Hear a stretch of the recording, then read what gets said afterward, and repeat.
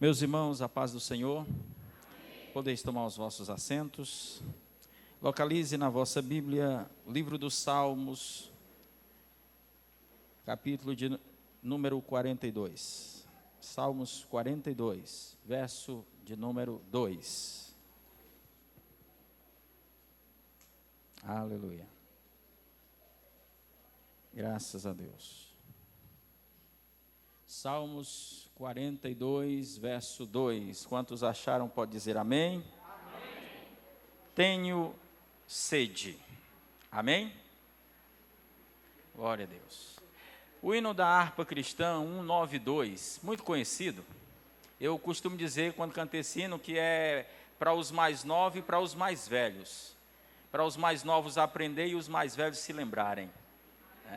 Diz assim: pelo mundo brilha a luz, desde que morreu Jesus, pendurado lá na cruz do Calvário.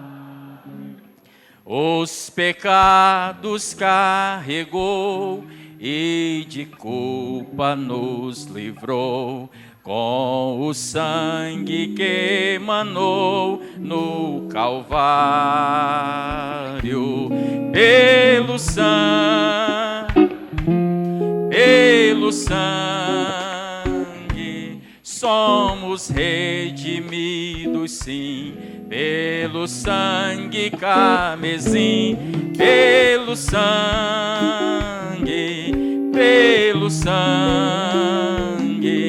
pelo sangue de Jesus no Calvário.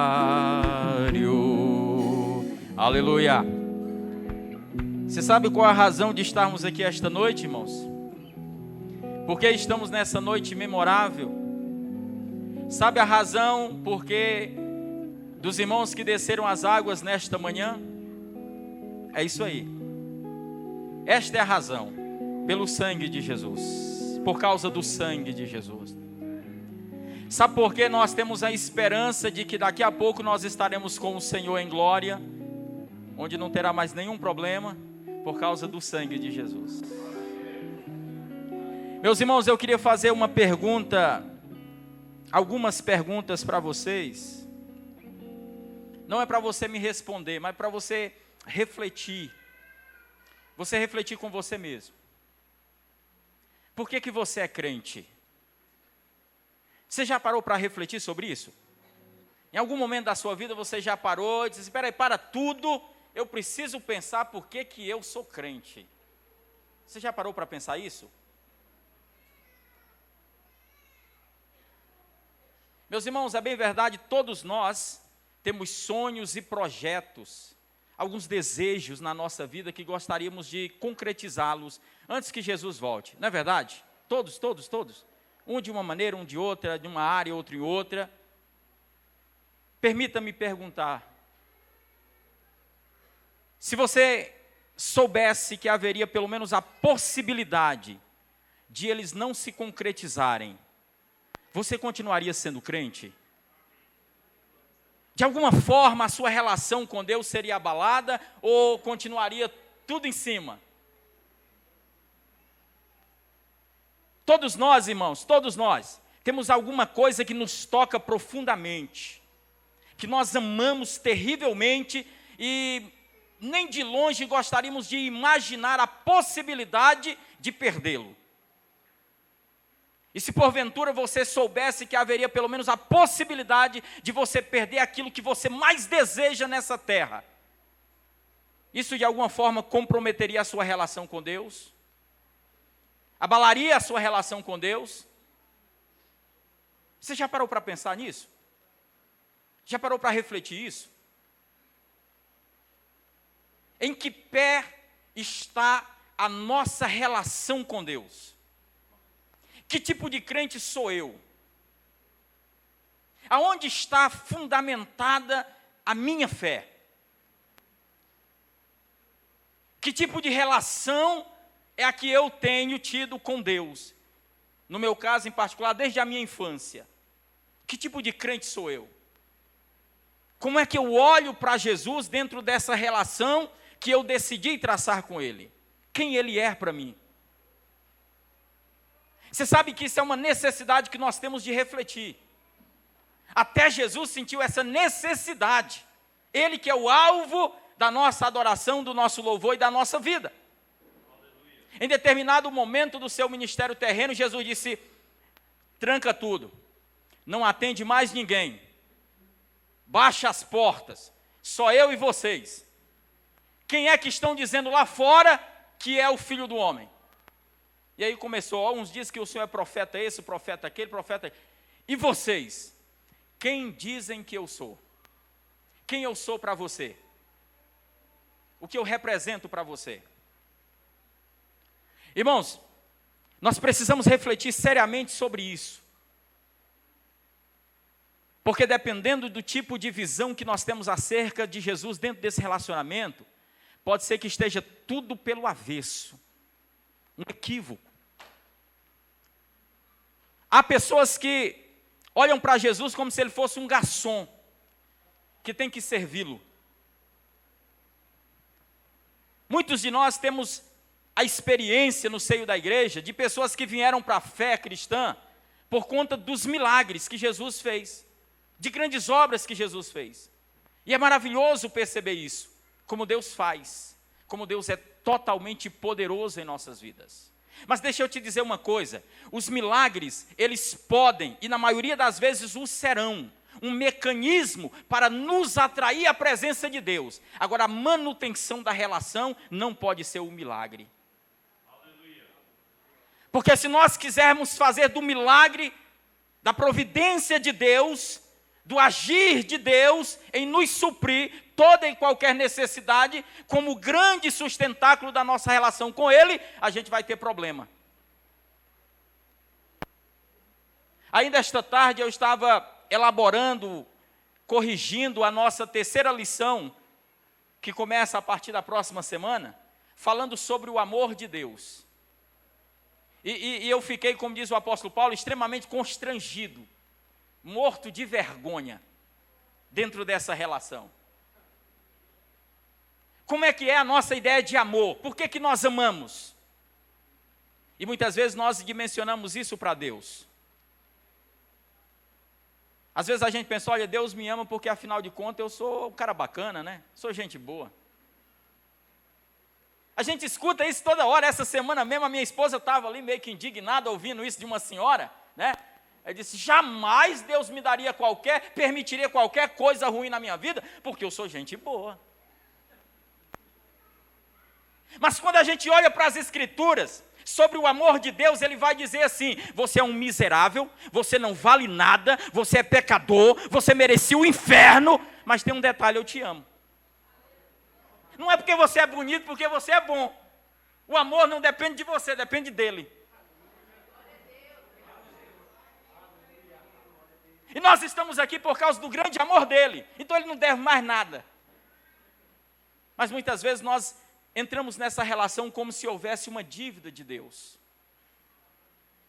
E eu queria aqui em poucos minutos deixar claro para mim e para você, uma vez mais esta noite, a essência, a razão da nossa fé em Deus. A razão da nossa fé deve ser Ele mesmo, e não o que Ele pode fazer. Porque é verdade que Ele pode fazer todas as coisas. E por Ele ter o poder, é que também Ele tem o poder de não fazer se Ele quiser. Eu acho sensacional, o leproso se aproxima de Jesus e o evangelista diz, ele o adorou dizendo, bem sei, que se tu quiser, tu podes. A gente às vezes só pensa que Ele pode, mas a gente não quer nem saber se Ele quer. E a relação fica invasiva, opressora. E Jesus deseja ter uma relação conosco sem interesses. Jesus gostaria muito que nós o amássemos como Ele nos ama, sem nenhum interesse. Jesus não fica pondo a faca no pescoço de ninguém, dizendo, olha, eu morri na cruz por você. Você quer que eu retire o sangue da sua vida? Não, de jeito nenhum. Mas a gente faz isso muitas vezes com Ele. E a relação fica estranha. Você já teve algum amigo que ele não dá a mínima para você? Um ano, você não sabe nem se ele morreu ou se ele ainda está vivo. Aí ele liga para você e diz: rapaz, eu queria um dinheiro emprestado. Como é que você se sente? Como é que você olha para esse amigo? Você sabe que muitas vezes nós agimos assim com Deus. A gente só olha para cima e diz: meu pai, quando está precisando. É relação. A essência, a razão da fé cristã é a presença que foi cantada aqui. Você ouviu o que foi cantado? Você prestou atenção no que foi cantado? Tua presença é o meu prazer. E é somente o que eu preciso. Isso é verdade. Mas muitas vezes nós temos um problema relacional onde olhamos e achamos que Deus precisa fazer alguma coisa na nossa vida para que a gente possa estar perto dEle. E a nossa aproximação fica estranha, fica deficiente. O salmista diz assim: eu tenho sede. Você sabe o que é ter sede? Muitas vezes nós dizemos que temos sede, mas é algo que não está nos consumindo. Eu gostaria um pouquinho de água. Rapaz, não tem água agora não. Não, tudo bem, dá para esperar. Mas existe uma tradução que diz assim: eu estou sedento. Aí é diferente. Porque significa dizer: se você não me der água agora, eu vou morrer. Eu vou entrar em colapso. O maior anseio da terra é por água. O maior anseio do homem deve ser Deus. Os filósofos dizem que existe um vazio existencial que não pode, nem de longe, ser preenchido com qualquer outra coisa que não seja a presença de Deus. Existem muitos multimilionários neste momento, enquanto você está aqui adorando a Deus, com a arma na cabeça, pensando em tirar a vida. Ele tem dinheiro e a gente diz: meu Deus, como é que pode? Ele é muito rico e quer se matar? Não faz sentido. Faz, porque ele não tem Jesus. Aleluia. Tinha um corinho bem antigo que dizia assim: quem tem Jesus tem tudo, quem não tem nada. E é verdade. O salmista diz: eu tenho sede de Deus. Eu tenho sede do Deus vivo, é pessoal, é relacional. Ele disse: eu não tenho sede do milagre dele na minha vida. Eu não estou sentindo falta de uma providência pontual que ele pode, eu sei que ele pode fazer. Eu estou com sede dele. Aleluia. De estar com ele. De ter uma relação com ele. Aleluia. Esse é o fundamento da fé cristã. É por isso que Deus nos criou, para se relacionar com ele. Eu tenho dito, algumas pessoas aproximaram-se de Deus por conta do milagre que Ele pode fazer. E às vezes cria uma orientação equivocada de que Deus vai fazer milagre toda hora, ou Deus precisa fazer milagre toda hora para Ele poder permanecer na presença de Deus. Vai ter problema. Isso aconteceu com Elias.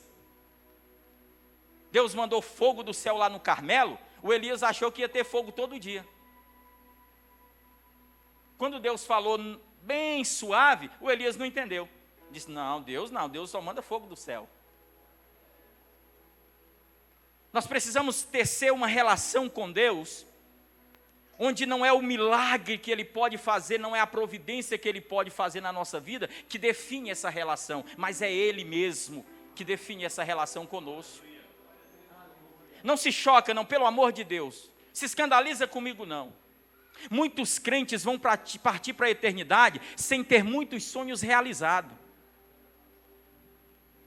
E se ele entender que a grande questão é realizar o sonho, ele vai ter problema.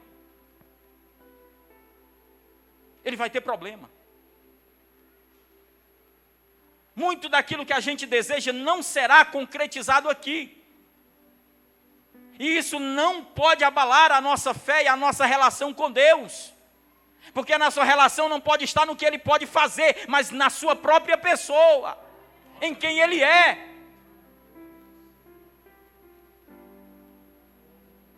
Até a nossa evangelização, muitas vezes, ela se torna equivocada desse ponto de vista. Às vezes nós encontramos pela rua alguém e diz assim, olha, eu estou com um problema de saúde. Os médicos desenganados. A gente diz, vai lá na igreja que Jesus te salva, que Jesus te cura. E se ele não curar?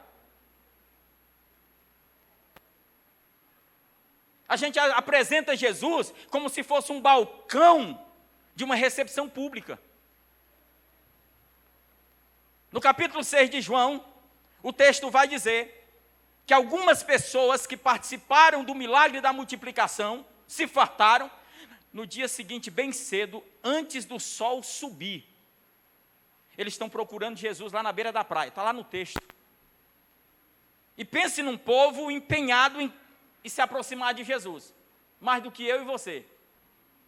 O texto diz, eles não encontraram Jesus na beira da praia, entraram num barco, passaram para o outro lado do rio, andaram um bocadinho lá, procuraram, não achou, volta para o barco de novo, passa para o outro lado. Eles devem ter ficado a primeira hora do dia, procurando Jesus, desde que o sol estava ainda para nascer. E quando eles encontraram, dizem, Senhor, meu Deus, há tempos, há horas que a gente estava te procurando, por onde tu andou? Na lata. Jesus disse, eu sei, vocês não me procuram por causa de mim, para ter uma relação comigo, vocês estão procurando o pão, porque vocês comeram e se fartaram. E aí Jesus disse, olha, eu tenho um pão para oferecer para vocês, vai querer? Disse, sendo assim, o discurso é muito duro, vou embora. E se nós não tivermos cuidado, a nossa relação fica comprometida com o que Jesus pode fazer. Deixa eu dizer uma coisa para você de maneira simples e objetiva. Milagre não gera relação com Deus, mas relação com Deus gera milagre. Não pode inverter as polaridades. Se Jesus fizer isso na minha vida, eu vou para a igreja. Não precisa vir não, pode ficar em casa. Agora venha para Jesus e Jesus pode fazer tudo o que precisa ser feito na sua vida. Abrace um relacionamento sério com Jesus. Jesus disse, sem mim nada podeis fazer. Sem mim nada podeis fazer. Do que você está falando, pastor? Eu estou falando que o anseio da nossa alma, e foi Deus que internalizou isso em nós, não pode ser preenchido com qualquer outra coisa que não seja a relação adequada com Ele, com a sua presença. Deixa eu dizer uma coisa. Quando Deus chamou Moisés, está lá no capítulo 6, versículo 3 do livro do Êxodo. Deus disse, Moisés, eu tenho uma particularidade aqui para tratar com você. Eu falei com os patriarcas, eu apareci a Abraão, Isaque e Jacó, como o Deus Todo-Poderoso, o Deus que faz milagres, o Deus que tem o poder de mudar a história da vida de qualquer homem. Haja vista que o chamado patriarcal é estabelecido pela promessa de uma descendência. E é interessante que todos os três, as mulheres eram estéreis. Tem a descendência que eu quero ver. E Deus disse, eu me revelei a eles como um Deus todo-poderoso, que não há impedimentos, que faz estéril dar a luz. Segundo os críticos, dizem, não é possível estabelecer uma descendência histórica de um povo, de um só. Então, pela crítica, a descendência de Israel só começaria na casa de Jacó. E é interessante que o Jacó teve duas mulheres, as duas eram estéreis. Deus disse, eu apareci a eles como um Deus que tem todo o poder. Eu fiz coisas maravilhosas, de deixar de boca aberta, tentando entender como é que é isso. Ele disse, mas agora, Moisés, você está para tirar um povo, uma nação, que vai se tornar uma nação particular. Eu quero uma relação diferente. Eu não quero que eles me conheçam apenas como Deus que pode fazer milagre no meio deles. Eu quero que eles me conheçam pelo meu nome, o Senhor. O Senhor está falando de uma relação que Ele queria ter com Israel. Se eu não quero que eles me sirvam pelo que eu posso fazer, eu quero que eles me sirvam pelo que eu sou. E Deus censurou Israel muitas vezes por conta disso, porque Israel não entendeu isso.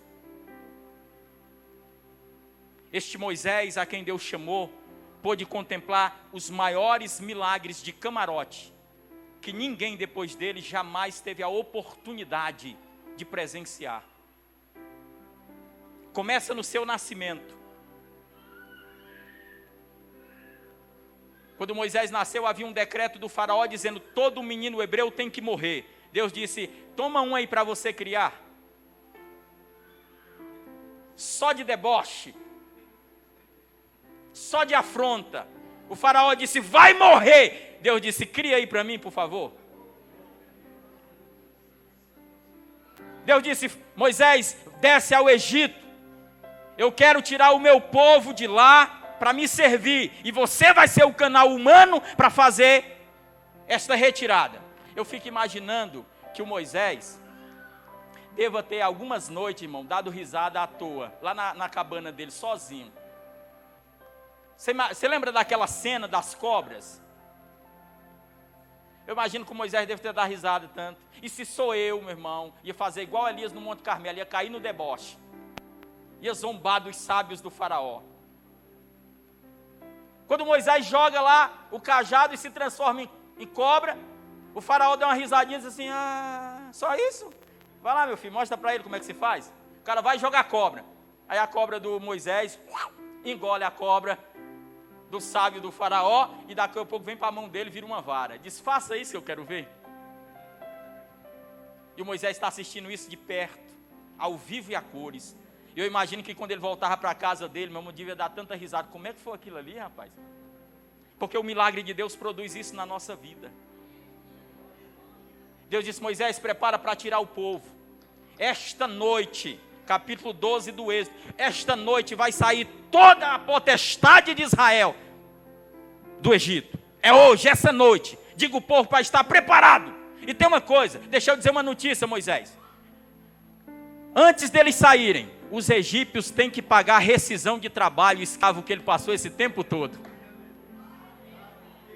Não sai sem direito trabalhista. O Moisés está vendo isso aqui de camarote. Diz: isso é que é Deus, o resto é conversa, meu irmão. Chegou diante do grande mar vermelho. O povo diz assim: e aí, Moisés, e agora? O Moisés vai falar com o Senhor: Senhor, o povo está apavorado, não sabe o que fazer. Faz o quê? Diga o povo que marcha. Marcha como? Ó, o mar aí na frente. Ele disse: e a vara que está na sua mão? Agora é hora de tocar nas águas.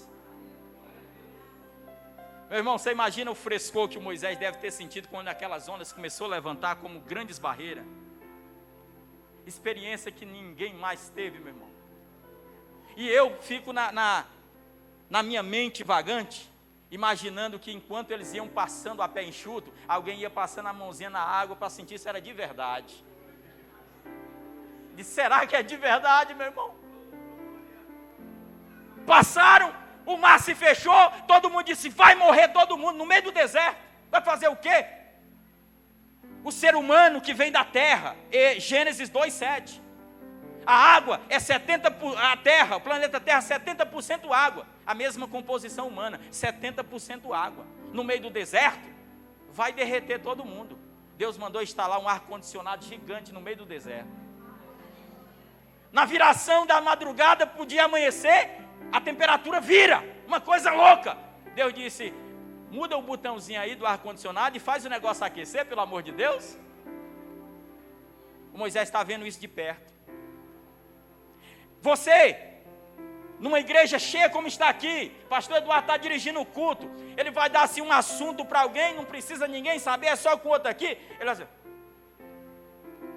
vai para o canto, ele quer falar com você, ninguém precisa saber. Como é que acontecia lá? A nuvem em cima do tabernáculo dava uma subidinha, vinha para cima do tabernáculo. O Moisés estava ali conversando com os... Então, atendendo o povo, resolvendo alguma demanda do povo. Aí quando ele dava uma olhadinha, a nuvem. Ele disse: gente, depois a gente voltar a conversa. O Senhor me chamou ali no particular.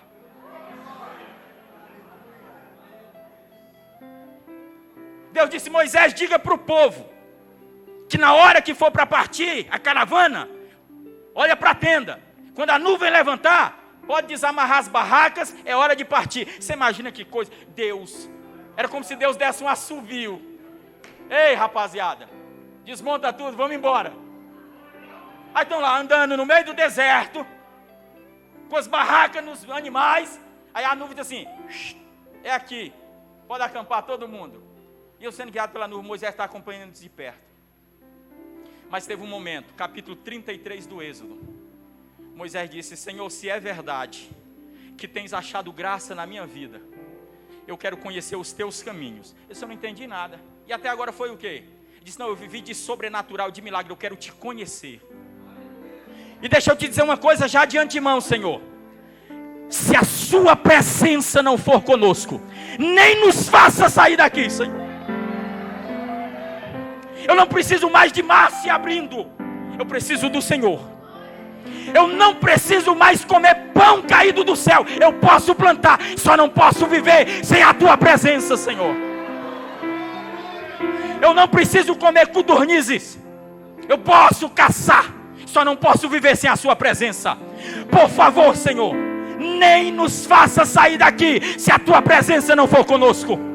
Meu irmão, você precisa entender que nada pode ser mais importante na nossa vida do que a presença de Jesus. Porque nada que a gente possa ter pode produzir a presença de Jesus, mas a presença de Jesus pode produzir tudo aquilo que a gente não tem.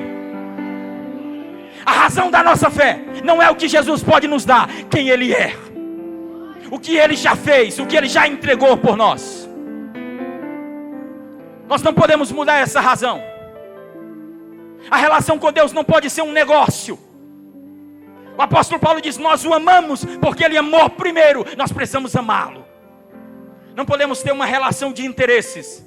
Diz a letra do canto, se Deus fizer, Ele é Deus. Se não fizer, se a porta abrir e se fechar, tem que ser assim.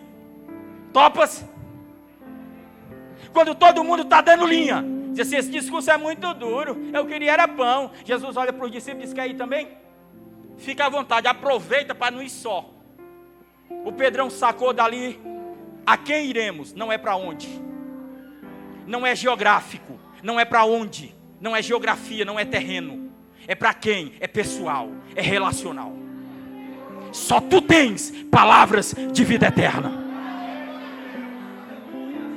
Tem uma cena maravilhosa na manhã da ressurreição que às vezes a gente não presta atenção. A Maria está chorando, diz o texto sagrado, junto à sepultura, aberta. Eu imagino que ela devia, ajoelhada ali, chorando, desesperada, de vez em quando levantava a cabeça, dava uma olhadinha para dentro da sepultura, via tudo vazia, continuava chorando. O texto diz, daqui a pouco apareceram uns anjos dentro da sepultura. Disse assim, mulher, está chorando por quê? É interessante, ela não responde o porquê está chorando. A pergunta para ela não é essa. Essa pergunta para ela não faz sentido. Ele disse, mulher, por que está chorando? Ele disse, se você sabe para onde levaram ele, me diga, eu quero ele. Aí o texto diz, Jesus vai aparecer do lado dela. Diz assim, mulher, por que está chorando? O texto diz, ela pensando que era o jardineiro, diz, Senhor, se foi você que levou ele, me devolve. Eu não posso viver sem ele. A minha vida não faz sentido sem ele. Se foi você que levou, me devolve. Quando Jesus entra na nossa vida, nada mais importa do que a presença dele em nós. Agostinho de Hipona, um dos pais da igreja no 3º século, dizia, eu odiaria a minha alma se descobrisse que ela não ama Deus. A razão da nossa existência não é a mão de Deus agindo a nosso favor, mas é a sua própria pessoa. É o seu próprio ser preenchendo a nossa vida. Nós precisamos entender isso claramente. Um homem muito rico, avarento, francês, que tinha um grande restaurante, muito conhecido na França, perdeu toda a sua fortuna em jogatinas. E tinha um mendigo que sempre ficava à porta do seu restaurante. E ele está saindo como uma das muitas vezes do seu restaurante. E ele tinha uma moeda de ouro no bolso. E quando ele está saindo na calçada, cabisbaixo, o mendigo diz, Senhor, dê-me uma esmola, pelo amor de Deus. O Dom Juan diz, eu tenho aqui a última moeda de ouro no meu bolso. Eu te darei, se você amaldiçoar o nome de Jesus. O mendigo disse: meu senhor, jamais eu poderia fazer tal coisa. Era um mendigo, está na calçada pedindo esmola. Não tem quem dê pão, mas para ele é impossível trocar Jesus por alguma coisa. O quanto vale Jesus na nossa vida? Quantos quilates tem a relação com Jesus na nossa vida? Eu estava dizendo para o pessoal esses dias atrás na sala de aula, indicando para eles uma obra que mudou a história da minha vida ainda na minha infância. Uma jovem por nome Joni Eareckson Tada, você pode consultar aí. Na década de 1960 e alguma coisa, uma jovem atleta, cheia de energia, de vigor, com muita disposição, tinha apenas 20 anos de idade. Quando eu li a obra dela, mudou a minha vida, a minha perspectiva. Eu era uma criança ainda. Ela foi nadar em uma baía, não conhecia a região, e quando ela pulou, ela caiu de cabeça, e havia muitas pedras ali. Tiraram ela da água, já totalmente paralisada, tetraplégica. Você imagina uma moça com muito vigor, atleta, era a sua vida, agora com o resultado de que não poderia ter outra situação na sua vida a não ser estar totalmente impossibilitada de fazer tudo o que ela mais amava. Os primeiros meses foram uma tortura. Não foram poucas as vezes que ela pensou em se matar. Nós trabalhamos essa questão na perspectiva da dignidade e da qualidade de vida. Às vezes nós limitamos a nossa vida pela qualidade que ela tem e não pela dignidade que ela possui. Mas aquela mulher teve um encontro com Jesus e mudou a sua vida. Ela começou a pintar quadros com a boca. E vendeu muitos quadros e ela dizia: eu não consigo entender o que está acontecendo. As pessoas estão comprando meu quadro, estou ganhando dinheiro. Ainda hoje a Joni é uma das conferencistas mais requisitadas na América. Agora recentemente, já é uma senhora muito vivida, de cãs brancas. Ela foi diagnosticada com câncer de mama. E alguém disse assim: meu Deus, como é que pode? Além de perder toda a sua vida, a sua juventude, sendo um atleta, e agora, ao alto da sua vida, uma notícia desastrosa como essa. A Joni fez questão de publicar a sua declaração de fé. Ela disse: eu quero confessar que sou um vaso genuinamente serva de Deus. Estou extremamente disposta a receber de Deus tudo o que Ele queira me dar, mesmo que seja com a mão esquerda. Qual o nível de relacionamento que eu e você temos com Deus? Ele determina o nosso futuro. Ele determina a nossa existência. John Wesley dizia que não se admita no coração outro desejo ou propósito, cujo objeto supremo não seja Ele. Deve ser o grande desejo da nossa existência, estar nas mãos do Senhor e com Ele ter uma relação. Paulo diz: considero todas as coisas como perda, por amor de Cristo. Não importa o que eu possa perder, só não posso perder Jesus. Não importa os prejuízos que eu possa tomar na vida, só não posso ter o prejuízo de perder Jesus na história da minha vida. Aleluia. Tomás de Aquino dizia que o esplendor de uma alma em graça e gratidão é mais sedutor, supera qualquer beleza de todas as coisas criadas.